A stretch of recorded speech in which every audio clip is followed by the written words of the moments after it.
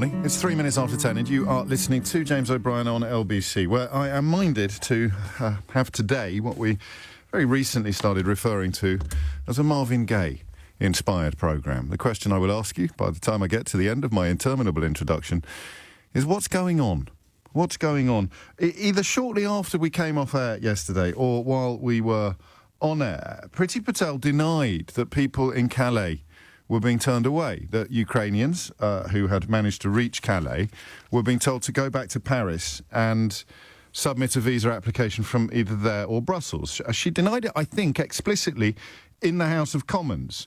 And we speculated, I don't know if you were listening, on what semantic somersaults she would be performing. So she probably meant, we suggested, that there was nobody actually there from the UK government who was telling people to turn around and go back. Fast forward a few hours, and, well, two stories emerged. One, the Daily Mirror took a photograph of the sign that is actually sort of pinned on a door in Calais, telling people, Ukrainian people desperate to get to the UK, to turn around and go back to Paris. And then a BBC correspondent in the area identified, I think, 386 individuals who had managed to get to Calais, only to discover this sign, and possibly a member of staff with a box of Kit Kats. Have you seen this? A box of Kit Kats and some ready salted crisps to sort of sustain them on their journey back to Paris, where they could actually begin to apply for asylum in this country. Other journalists have identified Ukrainians in Calais, explaining on tape how they will probably have to wait 10 days even to get an appointment in Paris in order to obtain one of these UK visas. 286 Ukrainians is the figure that a BBC correspondent found to have come to the UK, trying to come to the UK before being turned away at Calais, according to local officials. So that's local officials that have collated those numbers. There is no Home Office team in Calais, though the Home Office said that there was. They have been told to go to Paris or Brussels to apply, though the Home Secretary said that they had not. And I want to know what you think is going on, because the other element of the story that almost beggars belief, and if it was anybody else in charge at this point in proceedings, it probably would beggar belief. But yesterday, Priti Patel it insisted that there would be a new route opening, and shortly afterwards Downing Street revealed that in fact there wouldn't, and the pledge to expand this visa scheme was directly contradicted by Downing Street. It's a 1,400-mile journey from Ukraine to Britain, and when you get very near the end of it, it's fewer than 20 miles left, isn't it? When you get to Calais, you receive the worst imaginable news of all, which is you're not on the list, you're not coming in. Make your way back to Paris or Brussels and apply for a visa from there. I'm not going to lie to you.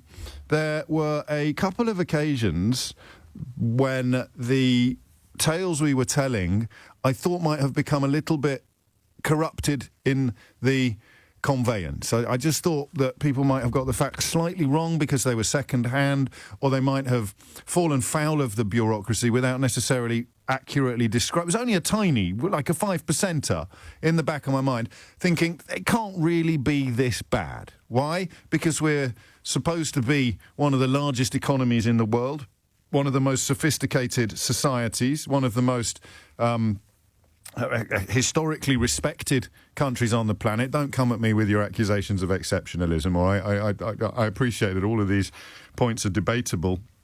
But I suppose what I'm saying is I just presumed we would have the wherewithal and the appetite to do better. Even when we came off air yesterday, I still presumed that we would have the appetite and the wherewithal to get to do better. And then the stories that I've just shared with you began to unfold over the course of yesterday.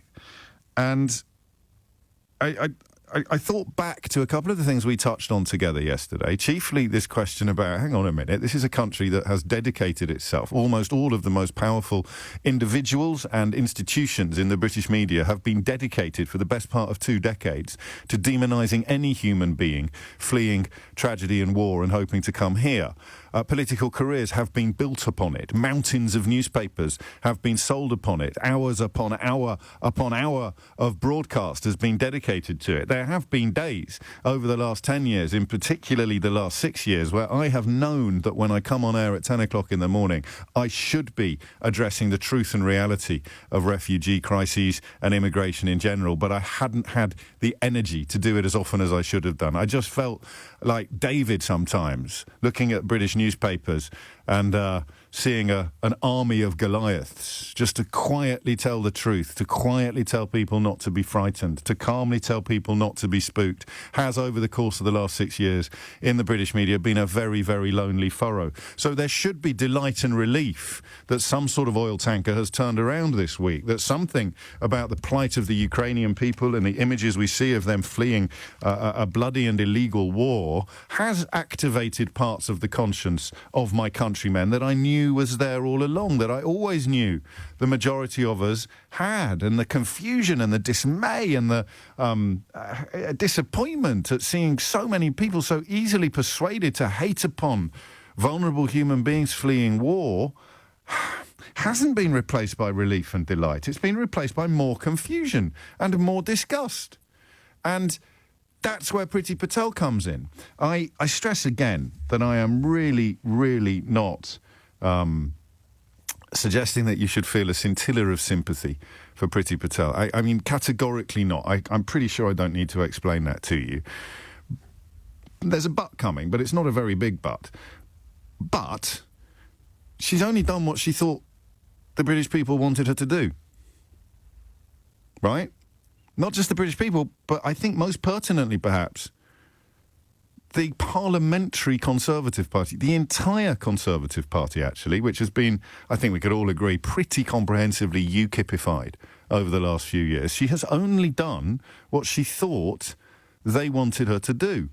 I'm going to use they instead of you today. I was quite upset at the opening of yesterday's programme. A lot more upset than I realised I was at 2 minutes past 10. By the time I got to 10 minutes after 10, I was surprised at the level of emotion I was feeling. But you look at those pictures and think back over 10 years of what my profession has done with regard to vulnerable human beings fleeing war and famine and catastrophe. And you tell me you wouldn't feel a little bit emotional, not to mention a little bit ashamed of what's been done in the name of journalism. But not you today. It's they. She's only done what she thought they wanted. Now, you can insert into that sentence your own interpretation of what they is. Is it your sort of Faragist xenophobes? Is it your rhetorical mugs who've sucked up the lines about controlling borders and all refugees being a security threat? That's still out there, that line. I don't know if you've realised that's pretty much the only justification the government has got at the moment for failing so spectacularly in its moral duties. We are still ostensibly a Christian country, so you could add in its Christian duties. Now even allowing it to be reported that they're unhappy with Ireland for taking in so many refugees because they may be able to come from Ireland into the United Kingdom, and that is apparently a massive security threat.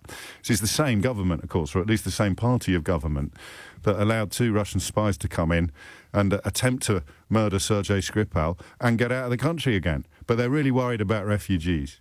Really worried about Russians pretending to be refugees. They came in, they murdered Alexander Litvinenko, they went home, got a job as a TV host. But they want you to believe that they're really worried about people getting into Ireland and then being able to make their way into the United Kingdom. Worried enough to send 286 people back from Calais to Brussels and Paris to submit a visa application. So, what's gone wrong? I know the question I'm supposed to ask you is the Marvin Gaye one. What's going on? Actually, that's the better question, isn't it? So I want you, and forgive me for this, I want you to imagine you're Priti Patel, right? I appreciate this is quite a big ask. It's not the warmest invitation I've ever issued to you at 12 minutes after 10 on a Tuesday morning. But I want you to imagine that you're Priti Patel, okay? I want you to imagine that you've introduced legislation that makes it pretty much impossible to come here via any traditional route. Many would argue that we already live in this country in contravention of the 1951 Refugee Act. So you can't come here via routes that previous generations of refugees have managed to come here, including refugees from Idi Amin's Uganda. So that's been closed down. And she still wanted to go further. The legislation that's making its way through Parliament at the moment is designed to make you a criminal if you successfully get here. I think I've understood it correctly, but I still have that 5% going, it can't really be that bad. We haven't come this low, have we? We haven't turned into these people. But even if you manage to get here in a dinghy or on a floating door or whatever it may be, strapped to a drone making your way across from Calais, if you manage to get here, wherever you are fleeing, whether it's Afghanistan, Syria or Ukraine, Yemen or anywhere else in the world, if you actually manage to get here via that sort of route, Priti Patel wants you to be a criminal straight away, and the Conservative Party is going along with it. They're voting it through Parliament. So, given... And I'm going to one you now instead of a they, but unless you didn't understand what was being done in your name by this Home Secretary and this government, I don't get how you think you're allowed to get cross and upset about what's been done this week. They literally want to make every refugee they want to almost ban the concept of being a refugee in the United Kingdom. And they're doing it for political reasons. They're doing it because they thought that's what they wanted. Conservative voters, Brexit voters, I don't know what you want to call them. Let's just say the disciples of the Daily Mail and the Daily Express and the Daily Telegraph, the disciples of the rent-a-gob right-wing commentators who'll pop up on any television programme that asks them to insist that we must control our borders and, it's the National Health Service, not the International Health Service, and wages are being driven down by people, all of that, years of it. The conflation, the deliberate conflation of European Union citizens using freedom of movement in order to come here under the same freedoms that would allow us to go there, conflating that with people fleeing war. All of that. So Priti Patel has done what she thinks voters asked her to do. She's taken the hostile environment and she's times it by 10,000. And no one criticised her for it within her own party, or next to nobody. All of these Tory MPs now popping up on the telly going, we must do more, we must do more. What the hell were they thinking was going to happen when Priti Patel was introducing this sort of legislation? Where were they? They weren't even sitting on their hands. They were sticking their arms in the air to vote it through. House of Lords has succeeded, probably temporarily, in sticking a couple of brakes on the progress of these bills, but they are the platform upon which Priti Patel's entire political edifice is built. Be as horrible as you can to desperate people trying to come here. Keep them out. Lock the door. Pull up the drawbridge. It's what they told her. Nearly said you again, but obviously that's not fair. It's what voters told her. It's what Daily Express readers told her. It's what Daily Mail editorials told her. It's what the Daily Telegraph told her. It's what Spectator columnists told her. They all told her that this is what we wanted. This is what was desired. This is what was even, because they're so morally corrupt, these people, this was what was needed. So she's done it. And now we're seeing the consequences of what she thinks we wanted her to do. So what's happened? What's going on? 0345 6060 973. A Home Secretary with, and I hate to say this because it's true, a Home Secretary with with huge amounts of reason to believe that the British people wanted this sort of refugee policy in place, is now being castigated for delivering it.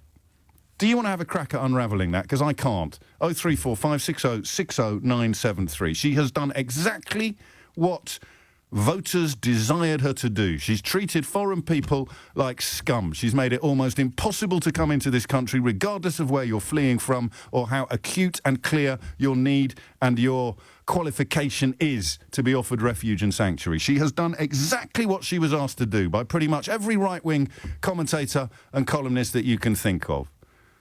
And now she's getting a kicking for it. Just explain that to me, please. That's all.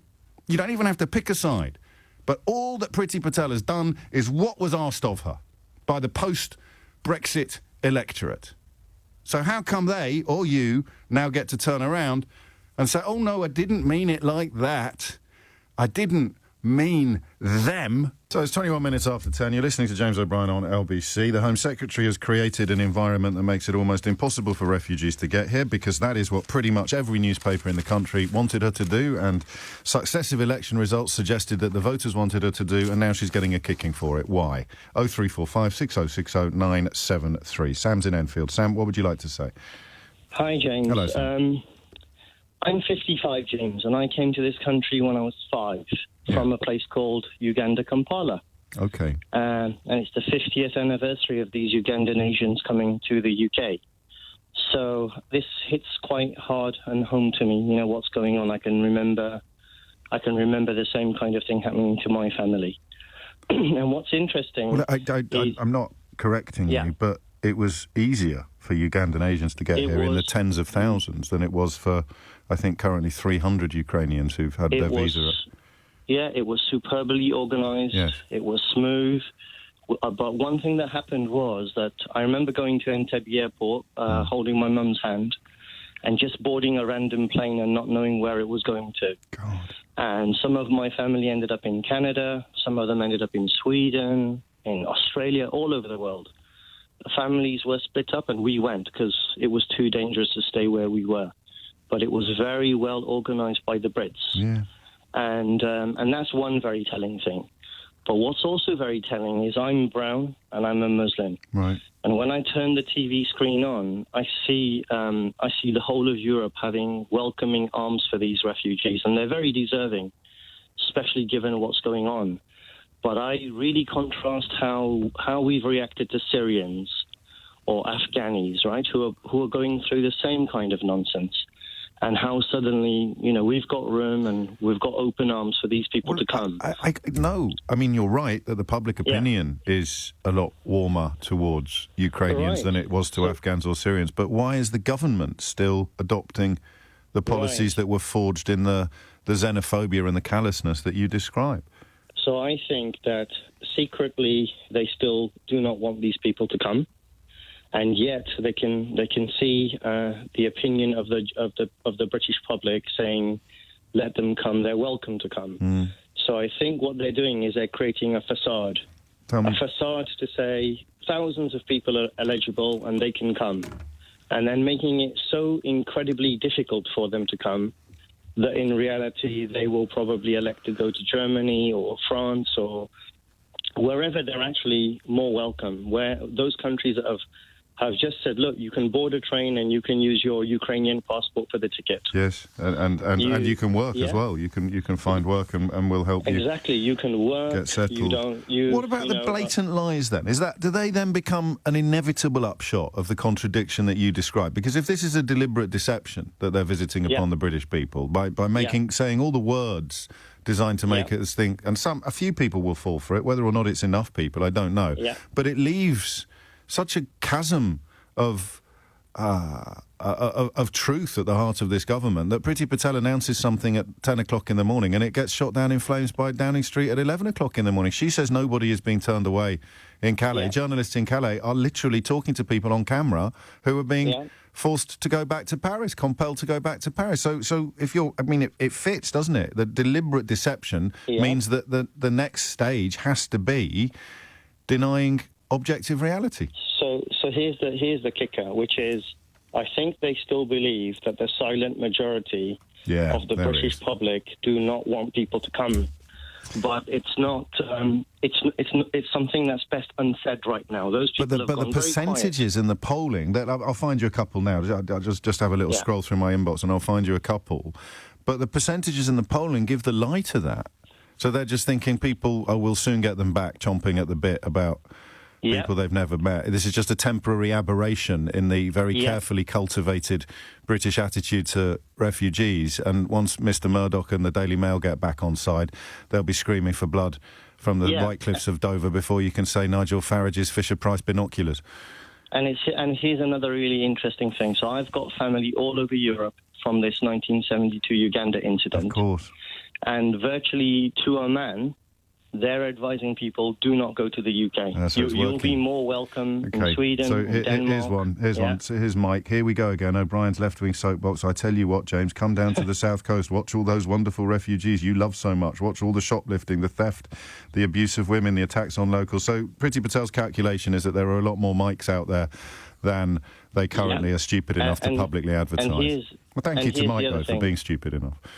And here's the other thing. Priti Patel's background is Ugandan, right? Of course it is. So and although her parents were not actually refugees, they could certainly be described as having come here in pursuit of a better life than they would have had in Uganda. Yeah. And her dad ends up as a UKIP candidate. Now, some apples do fall far from the tree, but that one doesn't seem to have done. And one more for you. Just listened to James for over 10 minutes, very good at criticising the current situation, but not offered any alternative, says Mark in Fareham, who apparently is not aware of every other country in Europe offering up a Technicolor alternative, most obviously the Republic of Ireland, which has not only taken in already well over 1,000 people, but is now being criticised by British ministers for possibly opening a security risk for refugees who might make their way from Ireland into the United Kingdom. Mark, give your head a wobble, mate. There are 28, 29, 30 obvious alternatives unfolding under your very eyes, if you would only look at them.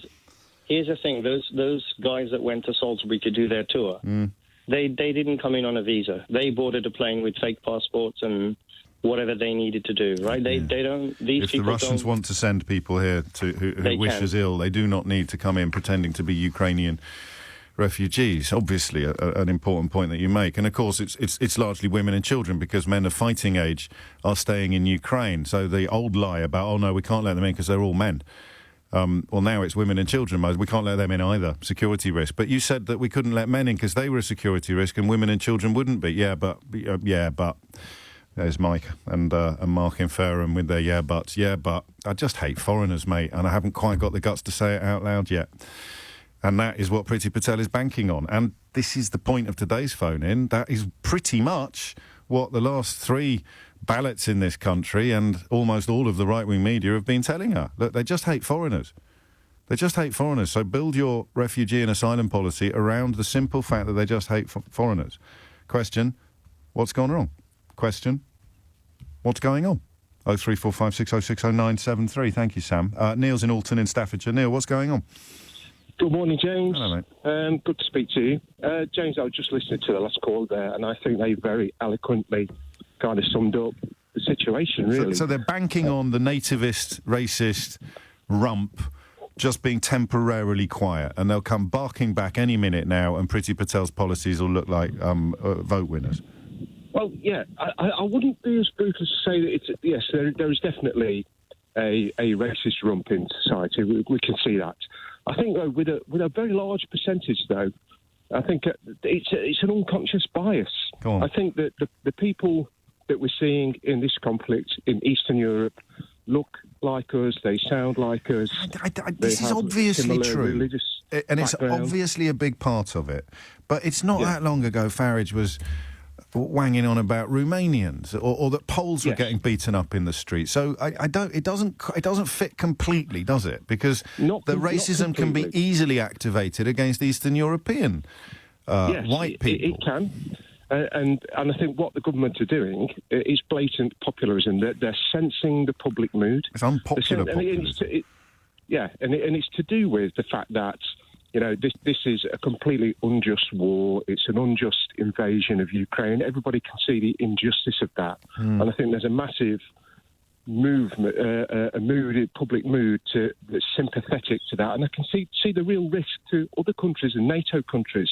And I think there's a lot of self-protectionism mixed in with that. But except that, again, there's a lovely bird tweeting in the background. You've taken me right up to the news. Again, the opinion polling is going up. The number of people, including 58% of actual Conservative voters. So she's not even feeding them what she thought they wanted. And I don't understand. I do completely understand the argument that lots of you are pointing out, that Ukrainians look more like us than Syrians do. But it can't just be that. It can't just be that, because, as I've pointed out, it was Romanians and Poles that you were being instructed to hate by your daily newspapers just, 6 years ago. So they could do that if they wanted to. So what's changed? What's going on? What's happened? It's 10:30. Holly Harris is here with your headlines. 10:34 is the time. You're listening to James O'Brien on LBC. Why is it so hard for people who wanted this to acknowledge that this is what they wanted. What don't they understand about the direction of traffic over the last few years? One prominent right-wing columnist asking why don't we have a visa application centre in Calais? Why do these people have to go back to Paris? And the short answer is because this is what you asked for. This is what you wanted. This is not only what you voted for, but if you work for a newspaper like the Daily Mail, this is exactly what you've been calling for as long as I can remember reading it. What is going on? Because you can say to me, oh, well, the reason why public opinion is different, James, or the reason even why some media members are responding differently is because Ukrainians are a little bit more like us than perhaps Syrians are or Afghans are. But rules apply to everybody. So how could anybody possessed of a functioning brain not understand that if you introduce rules designed for refugees fleeing Syria, the same rules will apply to refugees fleeing Ukraine? So what Priti Patel is in the process of setting up in an incredibly cack-handed and confused fashion, so cack-handed and confused that even yesterday, one of her announcements was contradicted by Downing Street within 2 hours of the announcement being made. They're now boasting about being the first country in the world to open up a visa scheme without mentioning that 30 countries, our nearest neighbours, haven't got visa schemes per se because they've waived the need for visas. I mean, I know it's an overused word. This is Orwellian now. This bit is Orwellian. Look at us. We're setting up a brilliant visa scheme. We're the best. We're the first in the world. And then James cleverly yesterday saying, I don't think we should be comparing ourselves to other countries or making claims about being world-beating. It's a team sport. And then, of course, completely ignoring the fact that even our nearest neighbours, plural, Ireland and France, have gone a way further than we have. How can we boast about setting up a visa scheme that is demonstrably irrefutably inferior to the system being deployed in every other country in Europe?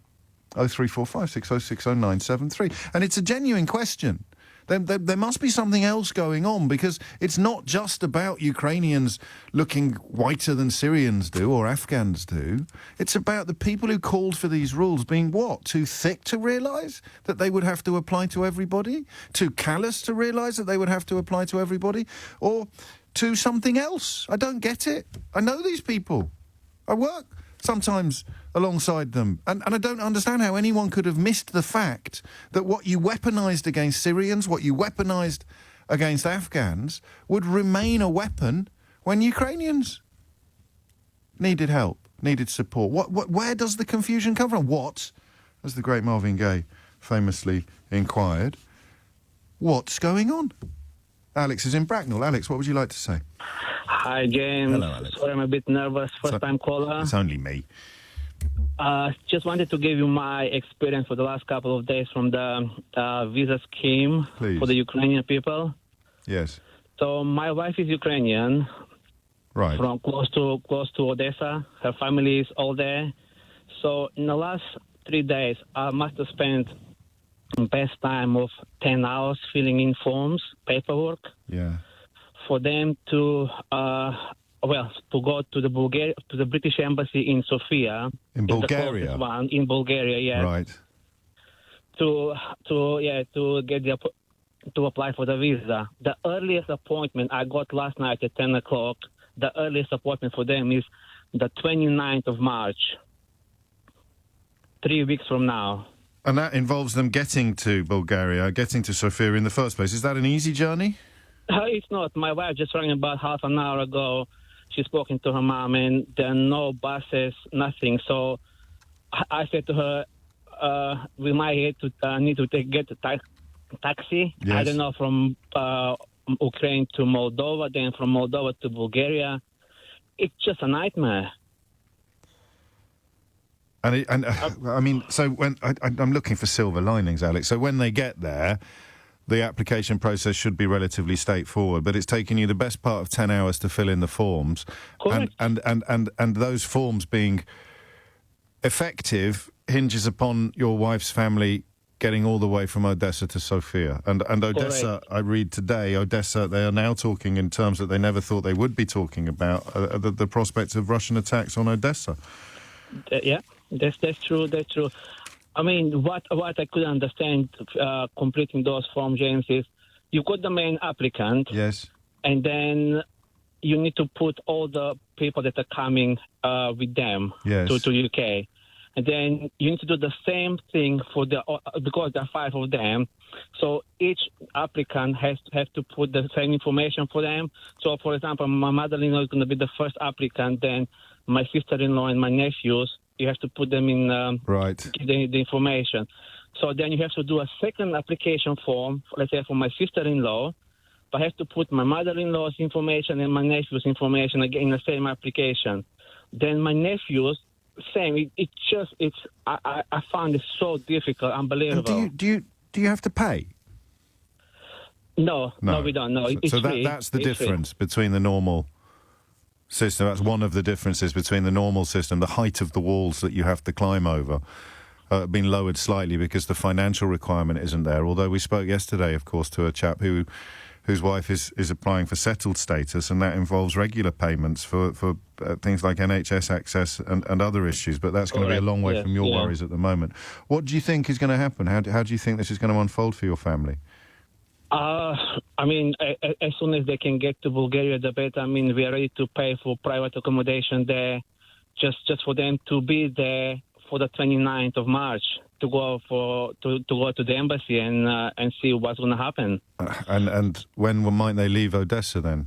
Soon, or will they wait till closer to the 29th? It's only the 8th today.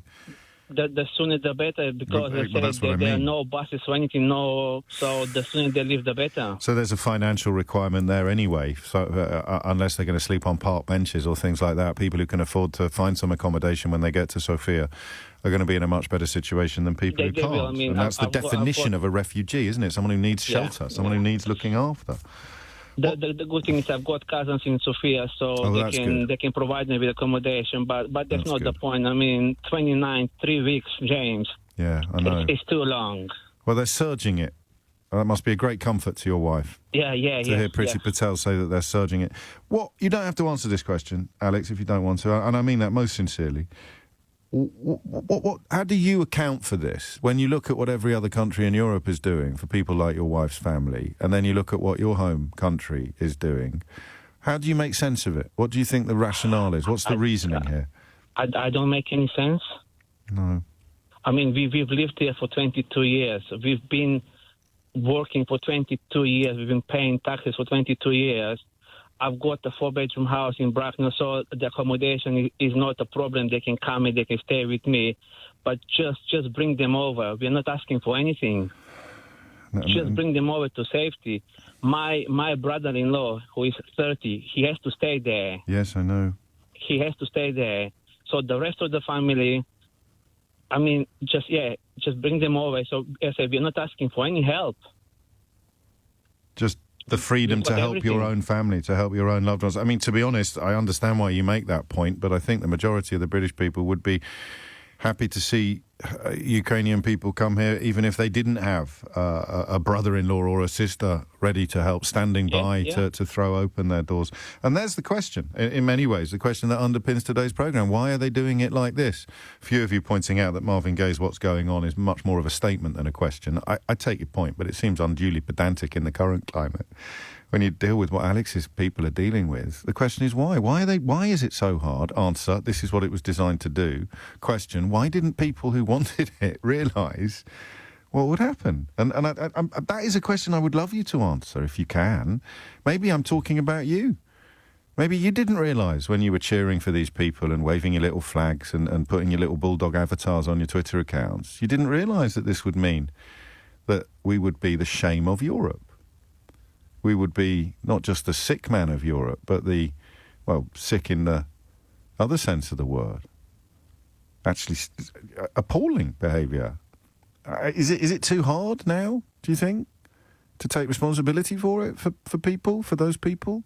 So, well, I mean, I may have voted for it, God bless Nigel, give him a seat in the House of Lords, but I didn't realise this was going to happen. What did you think was going to happen? All the warnings about Russia, even if you want to bring it back to Brexit, when people talked about how European security would be threatened by any weakening of union, any weakening of unity.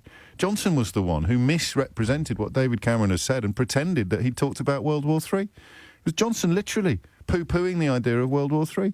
You're not going to get causation necessarily from correlation, but it's a massive flipping coincidence, isn't it? That here we are looking at what we're looking at. within 6 years of that thing we did that everybody said wouldn't threaten peace in Europe. Don't be stupid. Those days are behind us. It's incredible. But forget about that for now. It's too soon, probably, to allow that penny to drop. Look exclusively at refugees. You got what you wanted.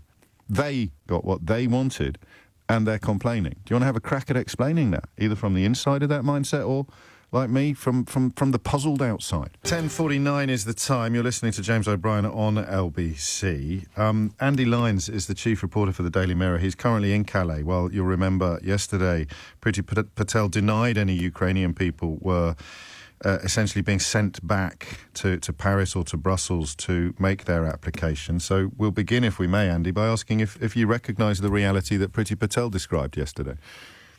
Well, I've seen there's about 150 families staying at this youth hostel here, and they've all been told they can't get visas in Calais at the moment. Several of them are trying to get to Paris or Brussels, but there doesn't appear to be any visible British presence on the ground here. Nobody I've seen in the last 36 hours, anyway. You didn't see anybody yesterday either? I didn't see anybody yesterday. I know you took, or your colleague Charlie Varley took a photograph of the note on the door. What's it on the door of? This fill in the online form and make your way to Paris sign. Yeah, so they've got a sort of notice board at the start of at the opening entrance of this youth hostel. Right. To be fair, I don't know who put that sign up there. Oh, okay. But clearly, it's just a straightforward sign because there's a British charity here called Care for Calais. Yes. And they've been helping, but I've not seen a single British government official here at all in Calais in the last 36 hours. Good grief. Tell me the tale, if you would, Andy, of Vitaly Turetska and his family. Well, he's a London builder, works legally in London. He lives in Wembley. He drove to the Ukraine-Romania border to get his wife and two boys, 6 and 2, once the bombing started. He then drove them back here, assumed because that's his wife and his 2 young children, he would be able to get over. And he was told, you can come in, but they can't at the moment. You have to have proper paperwork, and at the moment they are staying in that hostel and desperate to get over. But at the moment they are stranded in Calais. Where are they given that message specifically? Sorry if that's a silly question, but I think a lot of my listeners will be interested to know. Can they? Because there's 2 customs posts in Calais, isn't there? There's the French one and then there's the British one. Yeah, but I don't think it's more customs. I mean, they've gone to this youth hostel and they're getting all that information from there. The Calais mayor has set that up to allow 150 Ukrainian families there. They're obviously swapping information. There's a sign on the door that says, you can't get visas here. He said he tried to get across and was told he couldn't. This was several days ago, so when he initially tried. So he's been here for several days now. Just hoping that the rules change? Hoping that the... Yeah.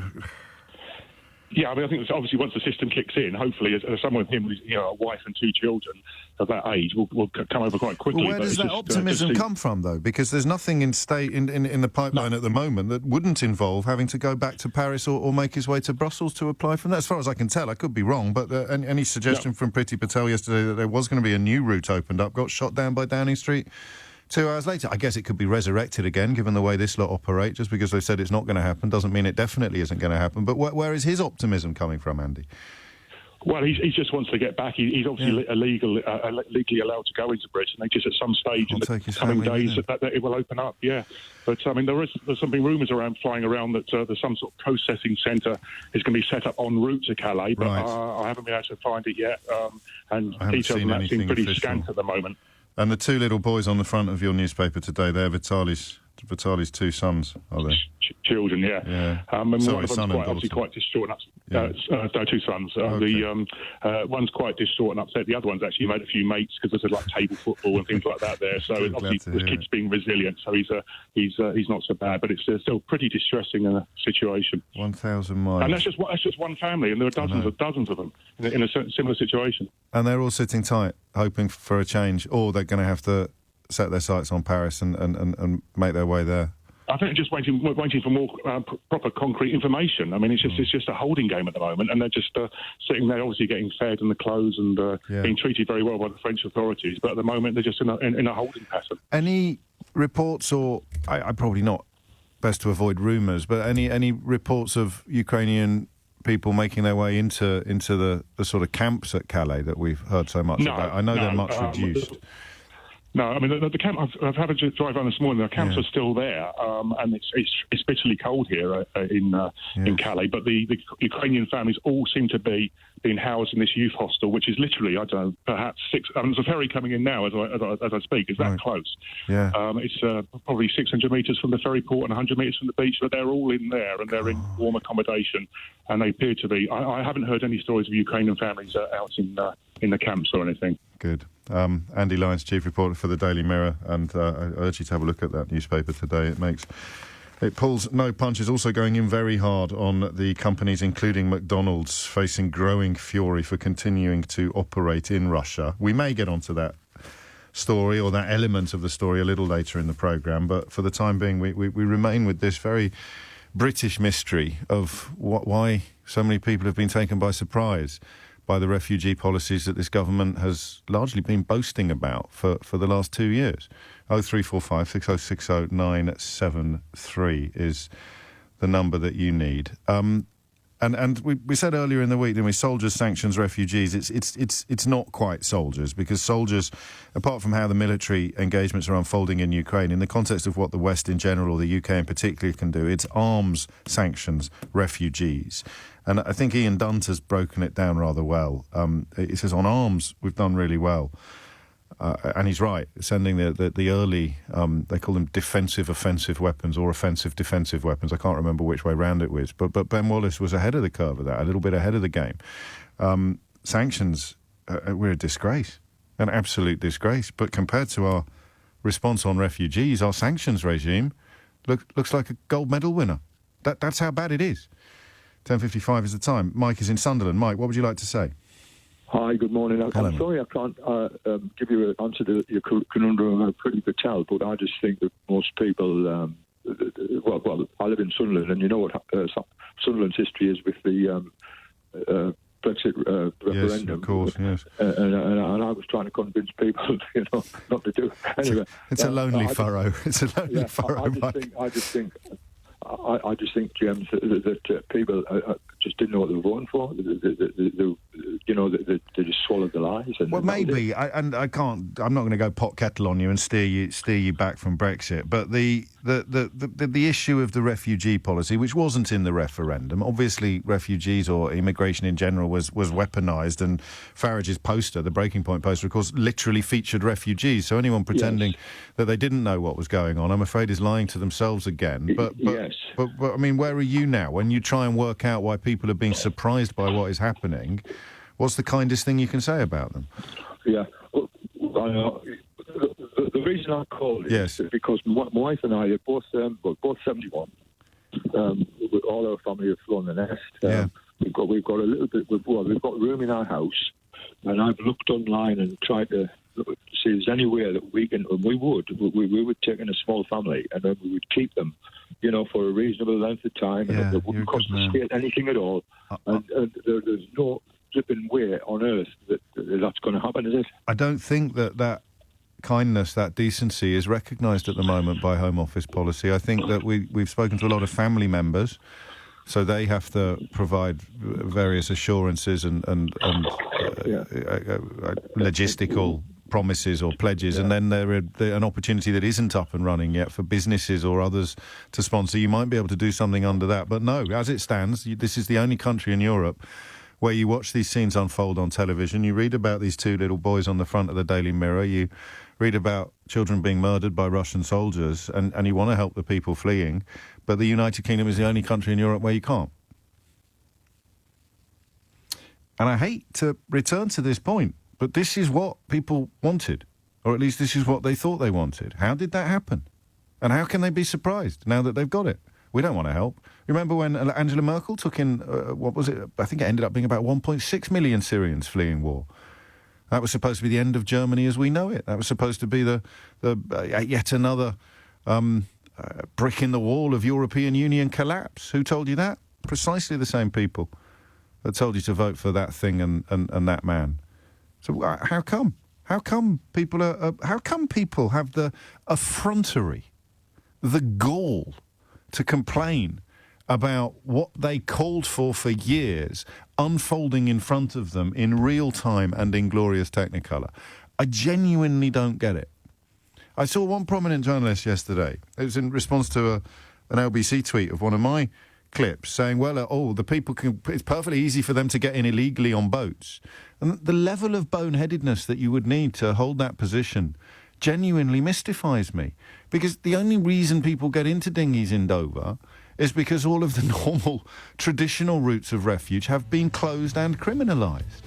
And the reason why Ukrainian people can't come here at all, unless they get into one of these dinghies, which please God they won't do and won't have to do, is because this government has closed all the, quotes, legal, end quotes, routes. It's like watching somebody trying to do a Rubik's Cube with oven gloves on. It's so obvious why what is happening, and it's so obvious that until about a fortnight ago, people were boasting about loving it and having voted for it.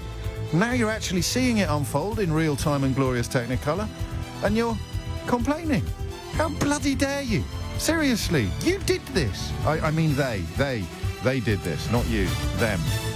3 minutes after 11 is the time. You're listening to James O'Brien on LBC, where I don't know quite what you'd call it. What is it? The need not to acknowledge reality is strong in so many, including in this industry, in this profession. You could not look at the British media over the last 10 years without concluding that an appetite for reneging on any responsibilities we might have to refugees had become politically opportunistic. It had become politically powerful. Whether or not you trace it back to letting deeply immoral and disgusting people into the public space because you got a few clicks on Question Time, or you managed to get a bit of a heated debate going on your TV programmes, whether it runs deeper and we've simply reignited ancient hatreds, or whether there's something particularly specific to the current climate, whether the people who wanted to achieve Brexit for reasons that still remain largely unclear. Poor old Jacob Rees-Mogg reduced to asking readers of The Sun to come up with good ideas as to why they did that thing 6 years ago. But maybe there was a desperate need among those people to get it over the line, and so they reignited the ancient hatreds, the kind of attitudes that in 1938 saw the Daily Mail complaining about German Jews flooding into this country. So how come there's been this weird U-turn, this weird about turn? What do you think explains it, and how? And that sound a little bit over the top, but I don't think it is. I mean, how dare people who called for this, politicians and pundits particularly, how dare they turn around and complain now about Priti Patel doing exactly what they all demanded she do? That's the bit I can't unravel. I probably never will. But it's almost therapeutic sometimes to ask these questions and collect answers, even though none of them will be wholly satisfactory. How can these people complain about Priti Patel's refugee policy doing exactly what they demanded it do? No wonder Farage is trying to draw attention to himself by talking about net zero environment policies. If you bore personal responsibility for the weaponisation of refugees in this country to the most ludicrous extreme, you'd probably rather talk about windmills, wouldn't you? Or fracking. But here we are. She's done what you wanted and you hate it. I don't get it. Sorry. She's done what they wanted and they hate it. We don't get it. 0345 606 0973. Anthony's in Orpington. Anthony, what would you like to say? Yeah, hi, James. Hello, Enjoying the show, mate. Really, really lovely. Thank you. And I want to focus on the point in part of when you were sort of just going through your own mental gymnastics to try to understand it. And you touched on the shame. And that's the angle that I think I'm coming from, is that there is a shame. We, the United Kingdom, have had a rich history of treating migrants really, really well. And then it all changed. I don't know that that's true, you know, actually. Yeah, well, I'm talking about pre-war when we had the Kinder, you know what I mean? That was 10,000 kids who had to leave their families behind and only came here after enormous pressure was brought to bear on the government, and Jewish families and non-Jewish families were found who'd promised to put these children up at their own expense and cost. Yeah, yeah. I think, and this is only the last 24 hours for me, reading around and looking into some of these things, because I like to believe that we have a long, proud history of offering, but we don't. Well, sorry, pal. Let's imagine that we did. In this imaginary world, let's imagine that at one point in time we did. Yeah. Okay. Well, this is because otherwise. Maybe the Huguenots. Maybe when the Huguenots were invited over from fleeing France. I sort of look at it from sort of post-war when we got Enoch Powell and he was Labour Secretary. coming all from the Commonwealth, help us rebuild the country. And then, 10 years later, he gives the river of blood. And that's where, to me, you can start tracking where we start weaponizing migration. Yeah, okay. Obviously, these are big leaps. You've got Thatcher and the sort of changes to the Nationality Act.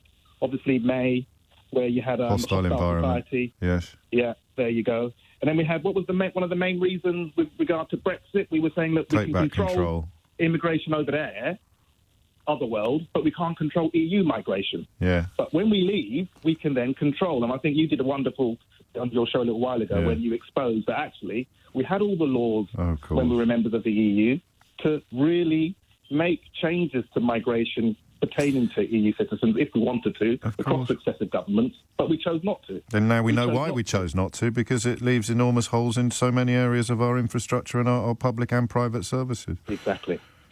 But then in terms of the shame then, so we've got all this, and then I think there was a lovely bit a little while ago where you said, if we look at how sections of our press have really denigrated migrations and really denigrated the EU, it's amazing that we actually ever got sort of 48-52. Yeah, no, I've thought that before. So let me steer you back to shame. Why is it so hard for people to climb down? They've got what they wanted.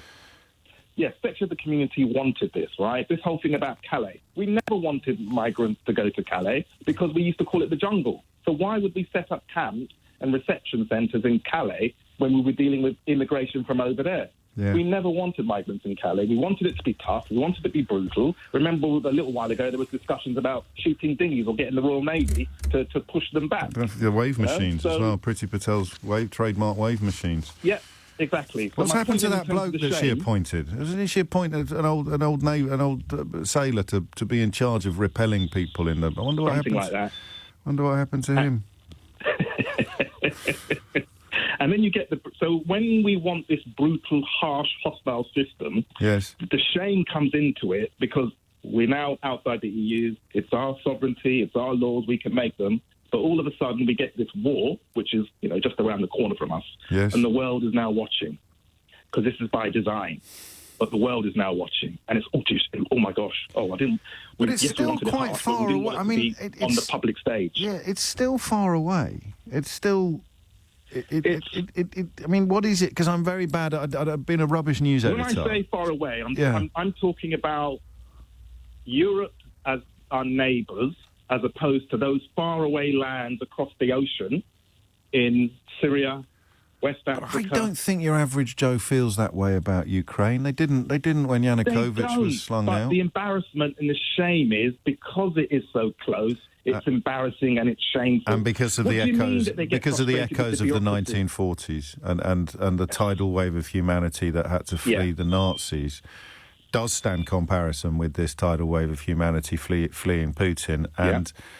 And we are sitting on our hands and twiddling our thumbs and telling lies. Even if you wanted to defend it, and I know you wouldn't, and I doubt anyone who's prepared to ring me these days would, but even if you wanted to defend it, how do you square the lies? So you love this. It's great, yeah.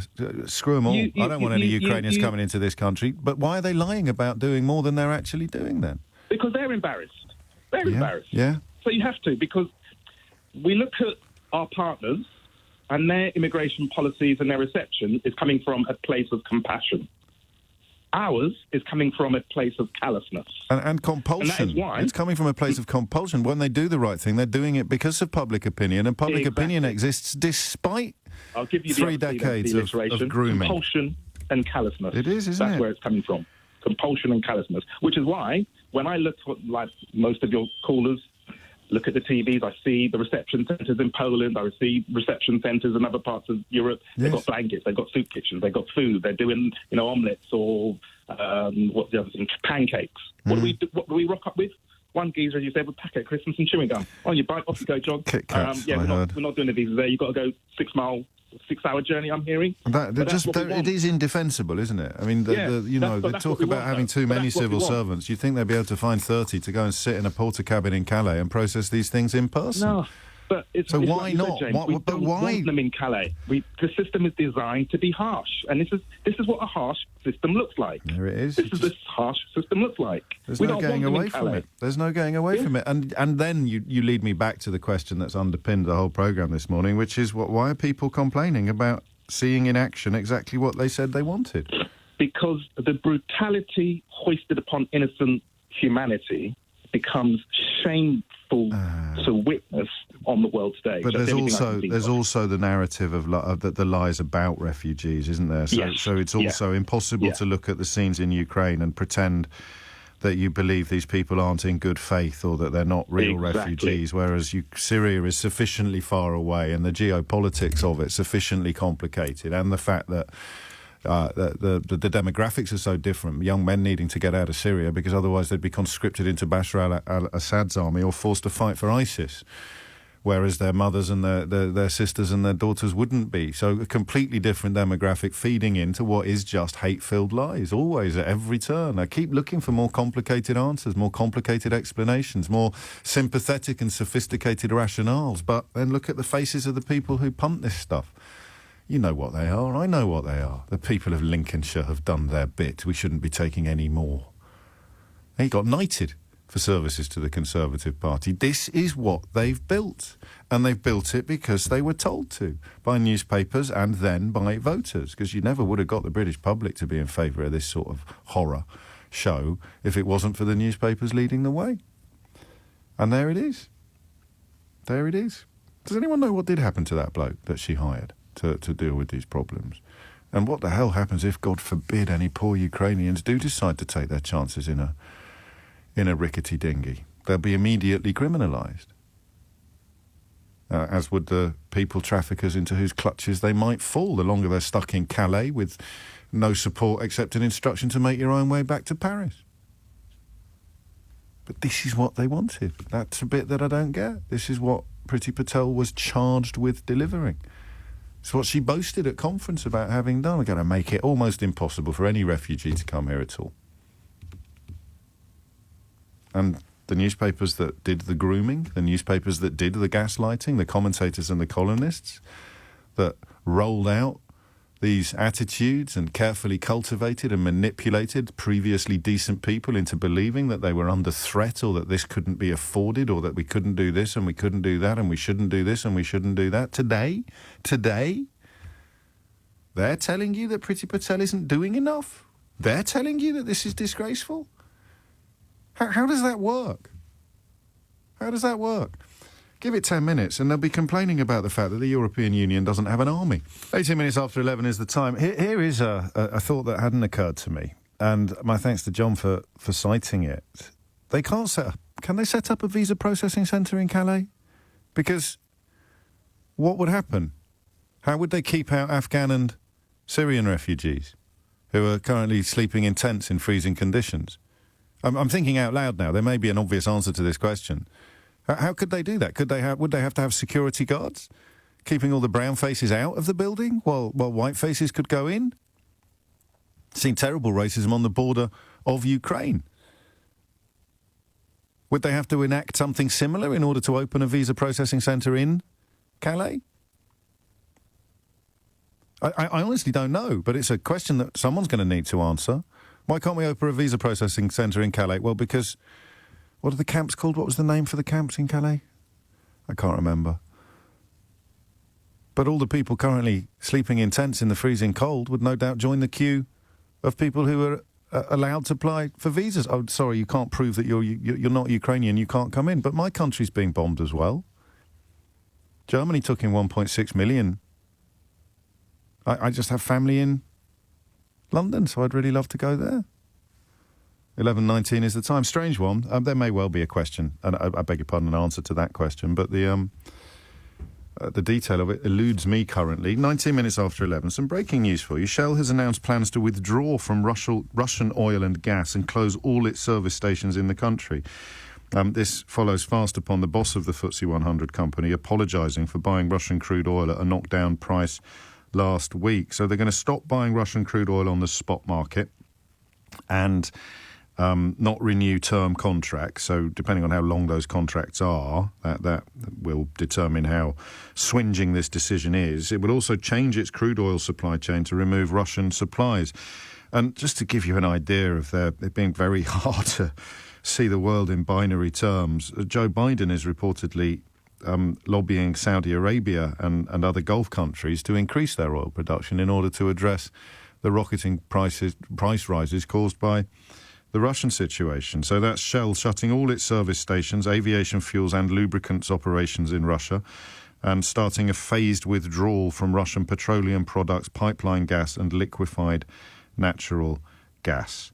I mentioned earlier the company's still trading in Russia. The Daily Mirror singles out McDonald's for criticism. Some companies have elected to do the right thing. Some companies have not. I think Apple and Visa are pausing trade in Russia. We may get onto that a little later, but the appetite for talking about what we're talking about is still considerable. 21 minutes after 11 is the time. Helen has been in touch, says, "You're pathetic, James, trying to make everything negative.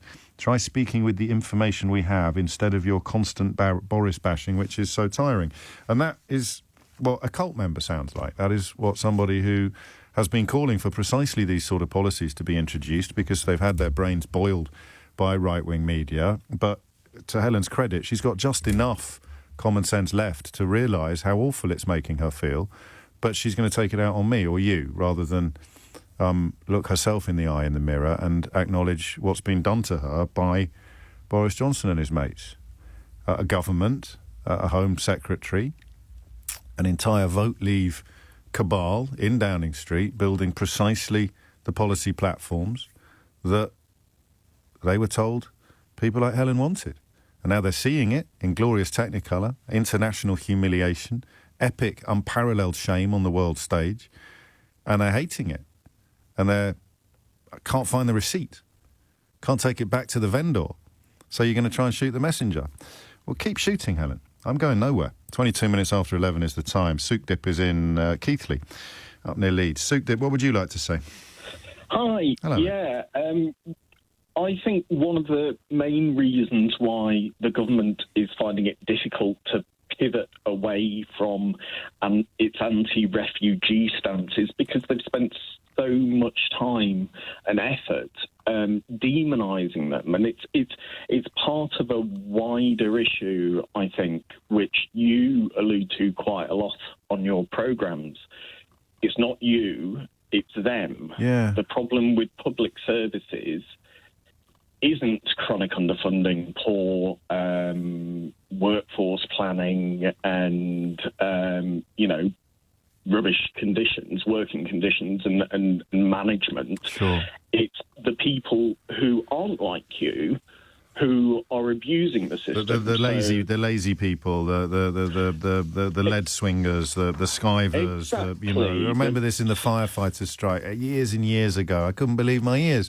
I was so green and wet behind them. But all the firefighters being described essentially as kind of lead swinging skivers who lived in Ibiza and drove taxis all day long when popped in occasionally to the fire station to punch their card. So you're right. It's not just with race and ethnicity, is it? It's always. I mean, it's easier to demonise immigrants and foreigners, I think, than any other part of society. But yeah, absolutely. In the social security system, I should say, it's benefit scroungers, lead swingers. Yeah. In the health system, it's health tourists, immigrants, and time wasters. Yeah. In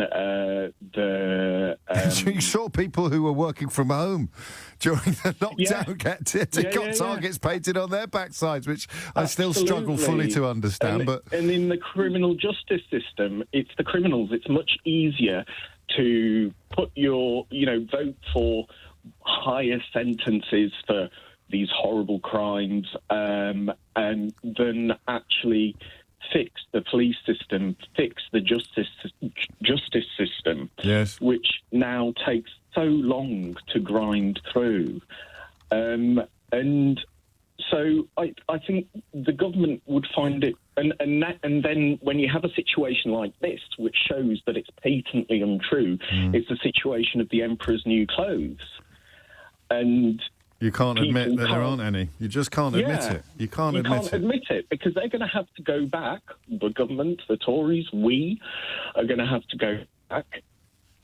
They've got no choice but to go back to those narratives of demonising other people. But when will that kick in? Because it's not working, is it, at the moment? They're not even trying it. I think they daren't try it for reasons that we've examined. But when might it kick in? When might it return? Will it ever return? Will they start talking about Ukrainians like they talk about Syrians or Afghans? I think... I truly hope... I truly hope that with the current situation in Ukraine, this will be a change moment for the UK, and we go, okay, refugees aren't scroungers. We should be welcoming them. We should be, looking after them and enabling them to work and build a life with their families. And then what is the point of Priti Patel? Then what is the point of Priti Patel? How can they do anything other than what they're doing at the moment? That's the bit that's missing, isn't it? I think this is the only corner of I'm being a bit self-aggrandising now, but hey-ho, you're used to it by now. I haven't seen anyone else pointing this out yet in the British media. This is not a shock or a surprise or an accident or a mistake. This is absolutely what it was designed to do. And that, of course, the more you focus upon it and the more you shed this naive desire to come up with more sophisticated or nuanced applications, the clearer it becomes. Why can't they do more? Because this is what it was designed to do. Why can't they open visa processing centres in Calais? Because the jungle will empty of all the people fleeing war and abandonment in Syria and Afghanistan who'll be queuing up alongside the Ukrainians. How's that going to look on the television cameras? It's incredibly simple, perhaps, I don't know. Another example, given that Priti Patel is all over the news at the moment, of something very rotten in the state of our country. The former Commons Speaker, John Bercow, has been banned from holding a House of Commons pass as an ex-MP after a bullying inquiry into his treatment of 3 staff members. Priti Patel, of course, was found to have bullied staff in the Home Office in a report delivered to Boris Johnson by his own independent advisor on standards, and Boris Johnson completely ignored it. So, listen, you can either be in favour of John Bercow having his pass removed, or you can think that he should have been treated like Priti Patel. Listen, that you treat them both the same. Even if you're going to be consistently corrupt and you let 2 proven bullies off the hook because of whatever, but to let your own one off the hook, your own bully off the hook, and a bully from the other side, because although, of course, he was a Conservative MP, John Bercow was, that way, he made a number of high-profile stands against the government's use of Brexit legislation, allowing a number of unorthodox challenges by MPs, but he has been found to be a bully by an independent inquiry, and so was Priti Patel. So how can one of them be Home Secretary while one of them is banned from ever going into the House of Commons again? Do you want to have a go at answering that? On 0345 6060 973. Priti Patel, found to have bullied colleagues, remains in post as Home Secretary. Bloke who did independent inquiry resigns in disgust. Boris Johnson throws the report in the shredder. John Bercow, found to be a bully, found to have bullied colleagues by an independent inquiry. He has been banned from holding a House of Commons pass. She doesn't even lose her job. He loses his access to the entire House of Commons, where, of course, he used to actually live. I mean, is there a more powerful phrase than double standards? Double standards, hypocrisy? They feel a little inadequate to me this morning. She's Home Secretary. He's banned from the premises. Well, what did they do? They were both found to have bullied colleagues. There must be more to it than that. No. This is Boris Johnson's Britain. And my correspondent earlier, Helen, she loves it, thinks we should stop bashing him. Just think about it, all right? If you were groomed into hating John Bercow, right, that's fine. I get it.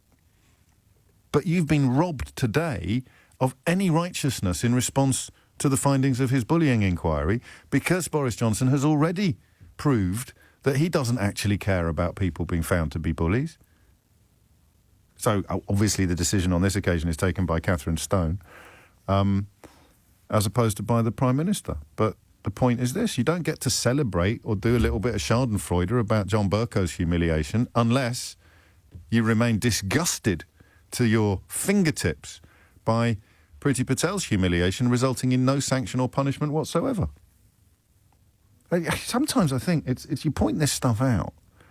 Sometimes it feels like you're on one of those Anton Beck prank shows. There's so much evidence. It's a bit like if you were in an arcade and you were playing one of those push the penny games, you know, and they'd rigged it so that it just started spewing money out all the time. Everywhere you turn, there's money coming out of these orifices, and you're sort of going nuts, and you're trying to grab buckets and stuff like the evidence of how rotten this lot are. It's so huge now. It's incredible because, look, of course, if John Bercow's been found to have bullied staff members by an independent inquiry and then it's been upheld by an independent expert panel, of course he should be punished.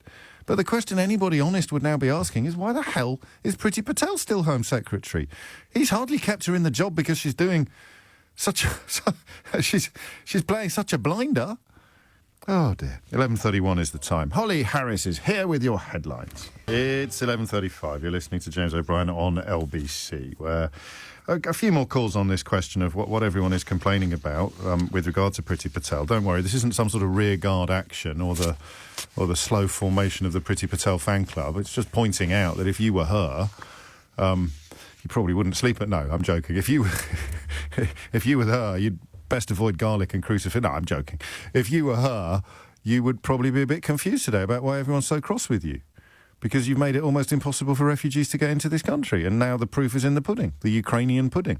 And everyone, including really unprecedentedly high levels of public support, everyone is against it. I can see her sitting there going, but I've done what they wanted. So how come? What's the pivot? Why are people who demanded this sort of regime, this sort of environment, now complaining about it so vociferously and so publicly and so completely, pant-wettingly, hypocritically? And I think perhaps we have stumbled across something there with my correspondent's help, the idea that they can't do much in Calais because of the jungle, it was called. I couldn't remember what it was called earlier. They can't do much in Calais to help these poor people because of all the other poor people the British public, or the majority of the British public, currently don't feel sorry for or don't feel any responsibility towards, even though they've fled similar situations in Syria, Afghanistan and elsewhere. So you can't open up a visa application centre in Calais, otherwise they'd have done it years ago. If they were serious about processing applications in good faith, they could have opened one years ago. But they haven't, which means they probably won't. 11:36 is the time. Daria is in Horsley in Surrey. Daria, what would you like to say?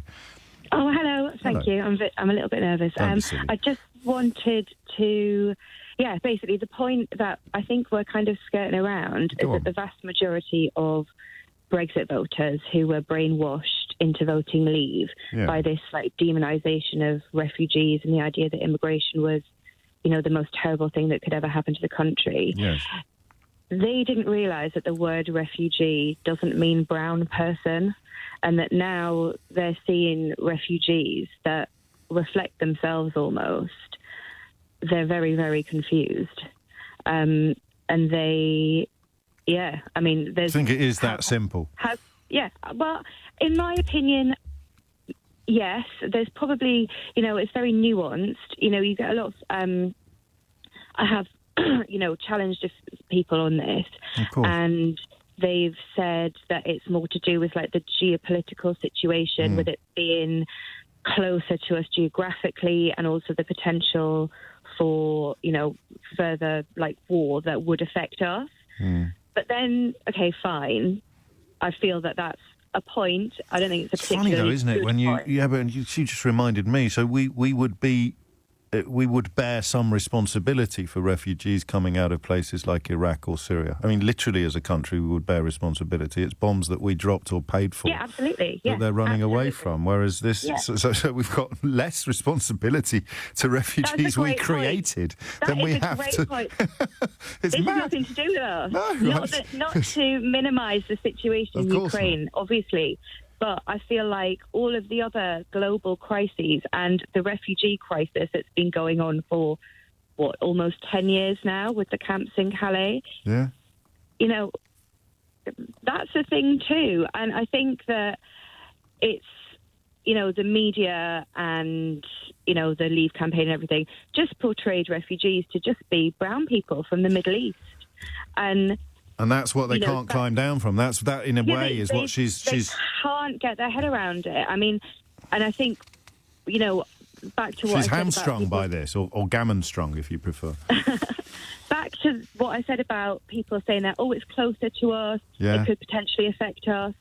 That's a point. I don't think it's a particularly good point. My husband actually articulated it really well the other night when we were talking about it. He said, what, are you telling me that if there was a war in Australia, we wouldn't take the Australian refugees? Because they're white. I do, like us. No, I like that. I speak English as well. I mean, and they've got Rupert Murdoch-owned media as well, which would no doubt ease the passage into this country completely. Yeah, I mean, I don't know if you've seen any of the little clips of news presenters and people saying things like, they're just like us. They're not like a refugee from Syria. I haven't seen that in such stark terms, but there's been a few. I mean, possibly American more than UK reporting, but saying things like people literally saying they're white Christians. Well, the rhetoric of the Muslim ban assumes an even more sinister demeanour than it had already, doesn't it? This idea of literally indoctrinating people with the idea that there is a hierarchy of humanity and that people that sit here in the hierarchy of humanity deserve your help and the people who sit here don't. I'm enjoying my texts off idiots today, so I'll read another one as a counterbalance to the quality of Daria's contribution. This one's unsigned. If James O'Brien had his way, he would open the floodgates of Calais, let everybody in and compensate the people traffickers for their loss of business. Absolute idiot. No, what I said you would do is process every application fairly. And the United Kingdom there could take its share of the global responsibility for the refugee crisis. Because at the moment, anonymous idiot, we don't. We do less per capita than pretty much all of our major European neighbours and comparable economies. So again, it's not your fault that you've ended up bleating ignorantly into the ether on your phone, on your text message. You've been pushed into a position of having to desperately search for a reason why you're not the mug here. Why the stuff you wanted, now it is happening, and you feel disgusting and really stupid and ashamed. It's not my fault, mate. It's partly your fault. Say 48% your fault, 52% the fault of the politicians and the pundits that you listen to. Chris is in Chatham. We spoke yesterday, I think, Chris. We did indeed, James. You had family who'd got to Prague. Was it your sister-in-law? Yeah, it's my sister-in-law. The situation is that the booking system for getting the biometric sorted out for the visas is outsourced. It's been outsourced for many, many years to an organisation. By the Foreign Office or by the Czech Republic? By the UK Border Agency. By the UK Border Agency. That's for all countries, as far as I'm aware. Right. And the office in Prague is open from 9 in the morning until 1:20 in the afternoon. Right. Monday to Friday. That's it. Right. And that hasn't changed in the context of the current crisis. It's on normal hours, is it? No. Okay. No, the government website is still saying the Lviv processing centre is open, but it's been closed. It's saying it's open for walk-ins, but it's not. It's closed. Okay. The Prague website for booking the appointment has a notice just simply saying no service. And when I spoke to the UK Border Agency, they said, you'll just have to keep on trying until you get through, because there's so many applications. And according to the website record, there's potentially no available slots until the middle of April. So what's going to happen to your sister-in-law? I don't know. They're going to have to rely on the kindness of strangers? Charity. In Prague? Yeah. So that she's... Is it just her, or has she got children? Remind me. Sorry, Chris. No, I spoke to so many people yesterday.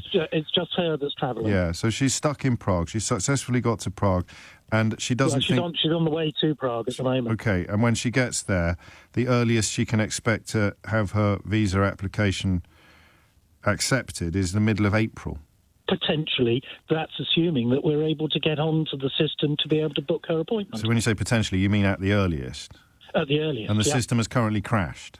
And the system's currently crashed. And what are you doing? Refreshing every 10 minutes, trying to do it on her behalf, or? Yeah. Every time you're getting on there to try and make the appointment, it's just no service. There's no message that says normal service will be resumed in 2 hours, or we're working on it. It just says no service, and that is the response. Where's the line? Forgive me for this slightly glib question, given the severity of the situation you're in, or you're trying to help your sister-in-law out of. Where's the line between deliberate and accidental incompetence, do you think? That's a very, very good question. That's what I do, Chris. Indeed, yeah. I mean, my view is if you had somebody like Ticketmaster or Keith Prowse dealing with this, and they deal with thousands and thousands of applications for tickets across the country every day, dealing with, what is it now, 18,000, they say they've now got 18,000 applications for family visas.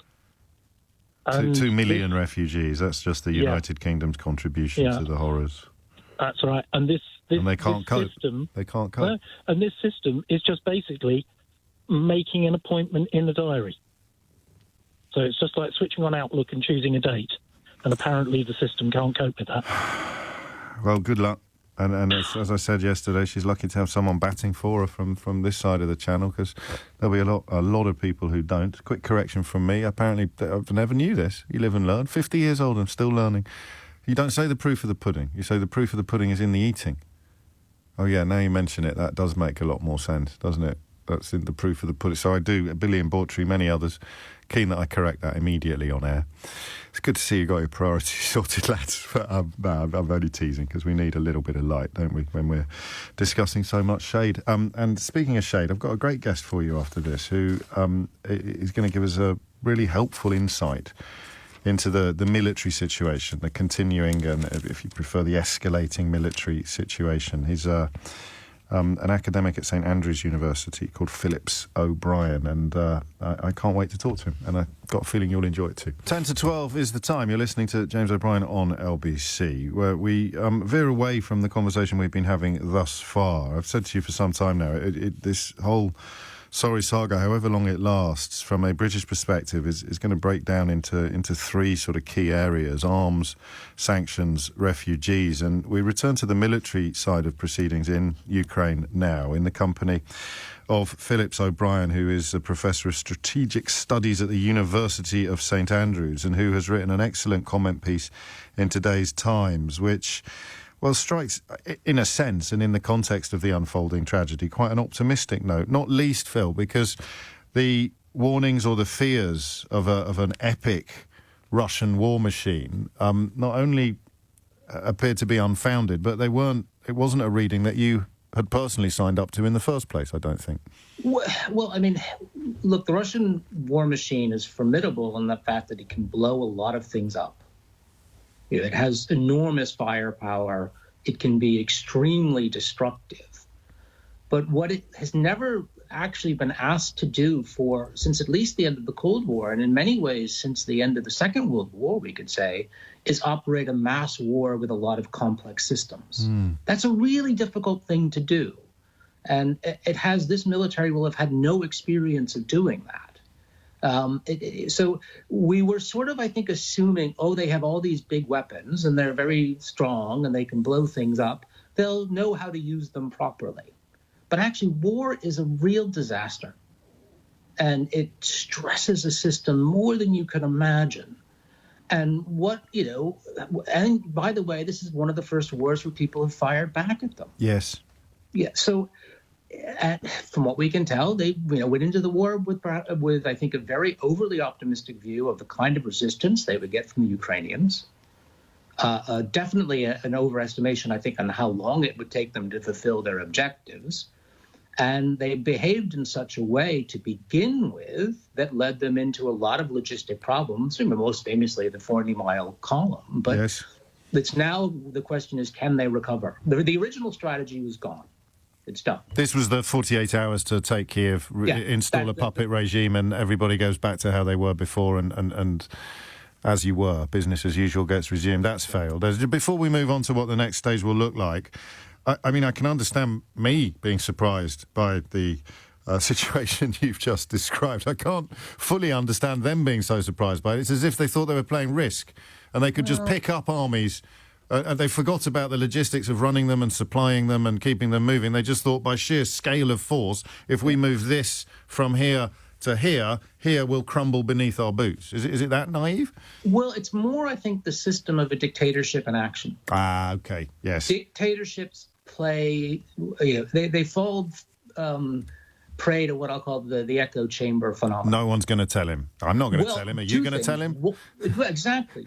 First of all, no one's going to contradict you. Right. And give you advice you don't want to hear.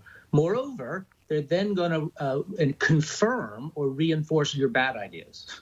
So they don't tell you the truth, and they make your nutty ideas seem far more plausible because they're trying to court favor in your court, and Putin controls the strings. So it is clear. I think the most telling example of that was that extraordinary televised humiliation session that he made his advisors go through to confirm the strategy. That was not Putin wanting advice or having an honest discussion. That was him making the most powerful people in the country grovel and agree to something he wanted to do, even when they didn't want to. Sure, and we saw evidence of that, didn't we, in that surreal Security Council meeting? That's what I saw. That was absolutely right. And the subsequent dismissal of one of the people who had the audacity to just look slightly disgruntled at a later televised encounter. So what happens next then? So as you explain it, an unexpected, from his point of view, failure of Phase 1. We've seen remarkable footage of what looked to be sort of fourth-hand minivans being trucked to the front on the back of railway carts. What will the next phase look like, or what is it supposed to look like? They've got three broad options, one would say. The second is to continue to reinforce failure. If they want to take over, I think Putin began this with what we'll call maximalist goals, which is to take over Ukraine. Take over Ukraine, subsume it into Russia, and start recreating in many ways as much of the old Soviet Union as possible, certainly as much of old Imperial Russia as possible. Now, could he do that? Well, probably with this army he has now, he couldn't take over all of Ukraine. He would probably be able to get a lot of southern and eastern Ukraine, maybe half of it, but he's now got every troop that he originally deployed across the border. Not all of them a lot of them have not seen combat yet, but they're in the country. And that army would probably suffer a lot to take over all of eastern Ukraine. Would it be Kiev, Kharkov? So if he's going to try and take over the whole country, it really is another major army sent in, which would be extraordinarily risky and dangerous and exhausting. So that's one. The other two options are the rolling back demands or the annexation. Let's try and take as much of southern and eastern Ukraine as we can. Saw a bit of that yesterday, did we, with the offer, so-called offer? Well, that was even below that. Yeah. The offer was basically, and we have no idea whether that's genuine, the offer was Crimea recognition, Donbass and Luhansk independence or self-rule, and a pledge not to join NATO. But I'm talking more a larger annexation along the coast of the Black Sea and a lot of eastern Ukraine. Now, the problem with that, and they might be able to take those territories now with the army they have. They could blow a lot of things up with a lot of firepower and take it. But then they're left with the problem of, by doing that, one, Ukrainian nationalism is still there. The people have the identity. The Ukrainian army is still in the field, so they have a permanent war, and their economy is tanking. These sanctions are far worse. So that just seems to me an example of permanent war, and you're setting your economy into collapse. The last one, which hopefully they might take at some point, is a negotiated settlement out. What might that look like? I think actually the fascinating thing is we don't know what Ukraine would want. Sure. You mean what they would consider worth paying for peace? I mean, would they, would Ukraine be willing to give up EU or EU membership. Or NATO ambitions. Yeah. Would they be willing to sign away Crimea? Well, who knows? Maybe they would be able to do that. But, it would be very hard for them to make a lot of concessions and across the board, considering how their army has fought and how their population is now enraged. So finding that political middle ground for a compromise might not be that easy. And meanwhile, a tidal wave, if you like, of NATO and, as you describe it, some non-NATO anti-tank and anti-air missiles are pouring into Ukraine. That's significant as well. Yeah, huge numbers, maybe in some ways more than they can use in the short term. And they're going to have their own logistical problems now distributing those. They're going to have a real trouble getting, particularly East Ukraine, which is a real mess, to try and get all this equipment out. If they can get a large percentage of it out and put it in the hands of soldiers that can be used, this presents a huge problem to Russia. 17,000 anti-tank and anti-air missiles. Say even only 10% of those are effective. That's 1,700 vehicles and aircraft taken out. That's a huge. That's just from those weapons, let alone now. 10% is a pretty small percentage of them being effective. So I think that presents a huge challenge to Russia, but it's more of a logistic one now for the Ukrainians. And the priority would be fuel trucks. Well, certainly that seems to have been a problem that the Russians had early in the war. Was that they have very heavy tanks. They have fuel guzzling equipment, and fuel is in many ways the most direct way to immobilize an enemy. Without fuel, you're not going anywhere. If you take out a truck, you're never quite sure what's in it, but if you take out a fuel truck, you know what it is. So it makes a fuel truck, I think, a pretty sensible target if what you want to do is immobilize an army invading you. Phillips O'Brien, thank you. I enjoyed your piece enormously today in the Times, and you've added to my understanding of the situation in this conversation, for which everybody listening will be grateful. Phillips, as I mentioned, is a professor of strategic studies at the University of St Andrews. You're listening to James O'Brien on LBC. 4 minutes after 12 is the time.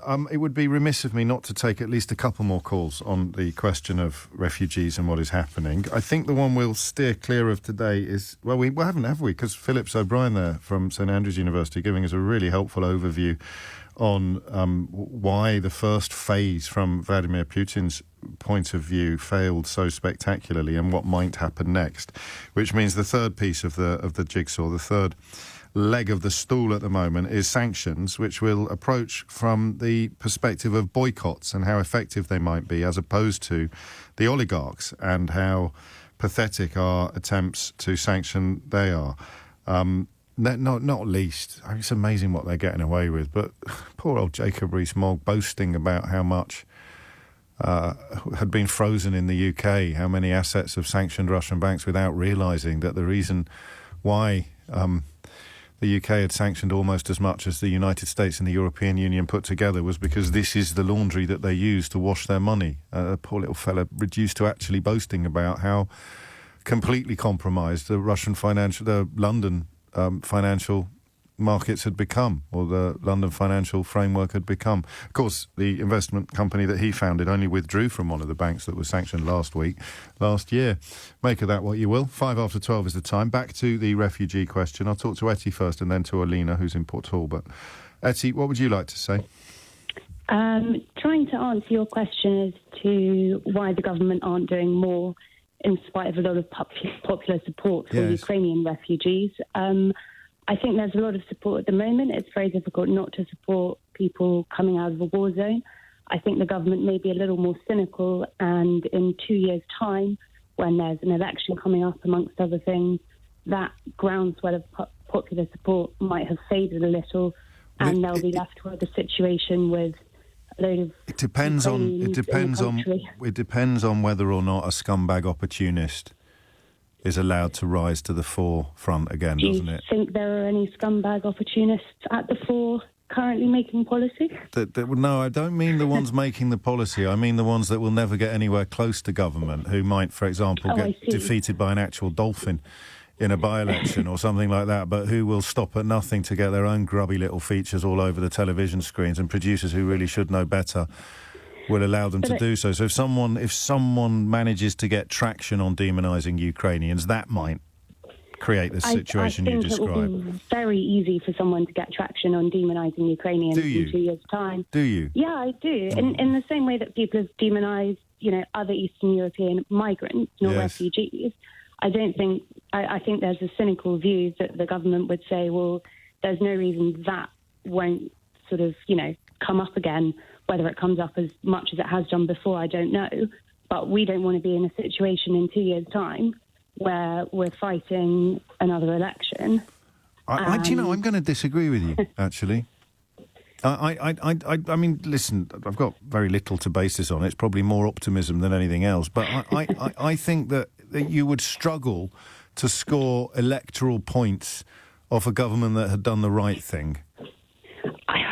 Do you think? Yeah. I think you don't lose an election for not letting in refugees. You do lose an election for letting in refugees. Something into it, for having refugees in your country. Look what happened in Germany with all of the Syrian refugees. It didn't affect Merkel electorally. I mean, maybe she lost some support, but she never lost an election, did she? No, but she lost a huge amount of support, and her coalition sort of became less popular because of the huge number of Syrian refugees, which were initially. But then you're glossing over the difference between a Syrian refugee and a Ukrainian refugee, which might not apply in Germany in the same way that it applies in the United Kingdom. I'm saying that I think that there's a difference at the moment in terms of how we're viewing the public are viewing but people. That will shift if the scumbag opportunist card gets played. And they might take a calculated risk that actually it could shift, and they won't lose. Yes, they won't lose the election by not letting in people now. So they're sitting tight. They're sitting tight. Priti Patel is sitting tight, making some noises. That she ends up being contradicted by Downing Street and being proven to have lied. But she doesn't mind, because when push comes to shove and the ballot boxes are open, the person who hasn't helped refugees is going to do better than the person who has. The British politician who hasn't helped, the right-wing British politician who hasn't helped refugees is going to do better than the one who has. Yes. Yeah. It's cynical and it's upsetting, but it's Brexit Britain. I can't see why it might not be true. No, nor can I.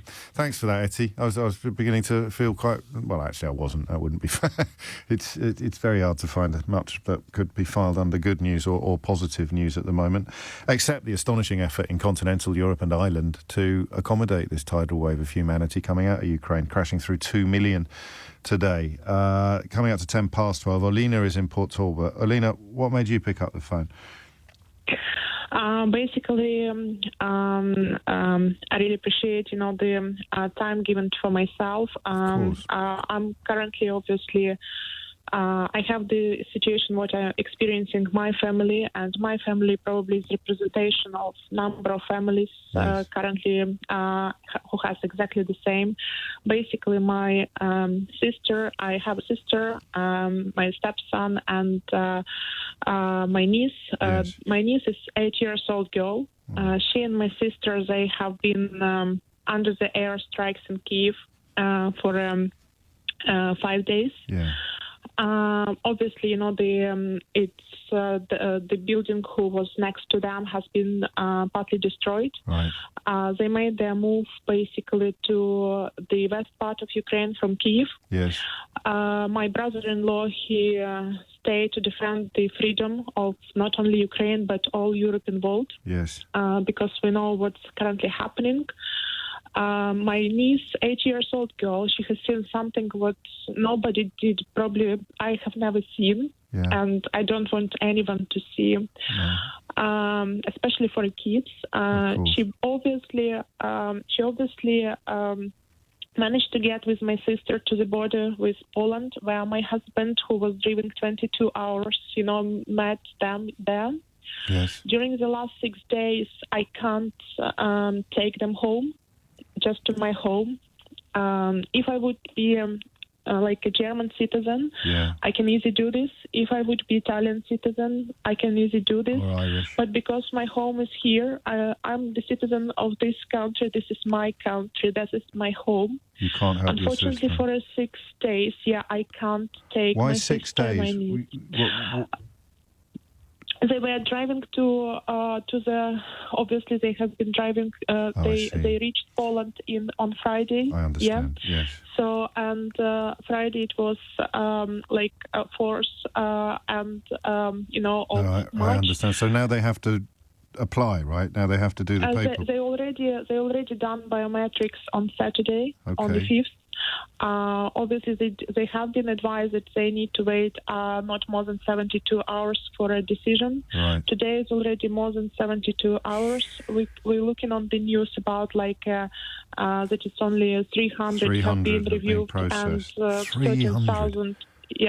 Yeah. And obviously, what I would like to say why it's so important. It is extremely important for us to access those kids because what we will say to those to their fathers, basically, who are fighting because they're fighting, Europe. they're defending us, they're defending Europe, that we can't accept their children. Also, what is important to mention, fathers, all men who left there and all women with the nursery degrees who are also there, basically, they are there. They will be much more stronger if their kids will be outside and they will know that somebody care about them. They will be much stronger because currently what's happening, obviously, the Russian soldiers, I would say, basically they're making this panic between the people. They obviously, as you can see in Mariupol, they even not giving the possibility for people to, escape from the city. They basically destroying the houses, like infrastructure, just like where civilians live. And from my point of view, basically, just like if we will help to remove, the kids and women, just like they will be more stronger, basically, and they can defend much better, basically. I understand so that's that. Why, and also what I would like to say, we are still on the first stage to accept. But my feeling is we need to think about the next stages. We need to think about, just like how the kids will go to school, to the university, so their mothers can walk. And believe me, I think other European countries are already making efforts to address some of these issues. They do, particularly the going to work. Hang on, can I? When are you expecting your husband to make contact with your sister? Could you repeat, please? When are you? Your husband is trying to get to Poland at the moment, is he? No, my husband, he was the first day in Poland, straightforward with them. So he's hooked up with them already. He's made contact with your sister already. Yes. Okay. He is with my sister and with my. Well, that's good. Now. And now it's just a question of sitting tight and hoping that this application gets passed sooner rather than later. I understand everything else you said about the logistics and about the need to do the right thing. And you don't have to answer this question if you don't want to, Alina. How would you explain to a stranger why the United Kingdom is doing so much less than every other country in Europe? I think that's difficult for me to understand because I love this country, you and me both. And I love these people, and I just wish, for us to, as British people, to give this support basically for those who require. How to explain this? I don't know the answer, basically, but I do hope that we can do like a quicker, fast track because obviously all of the data within the system, majority of them, they have had already the entrance to the UK. And that question about accidental or deliberate incompetence raises its ugly head once again. Alina, I hope you have good news very, very soon. I really do. And that, albeit that they said it would be within 72 hours, it turns out to be a matter of hours later rather than days. And we may well talk again when that news does or doesn't arrive. Thank you, Alina, and take care.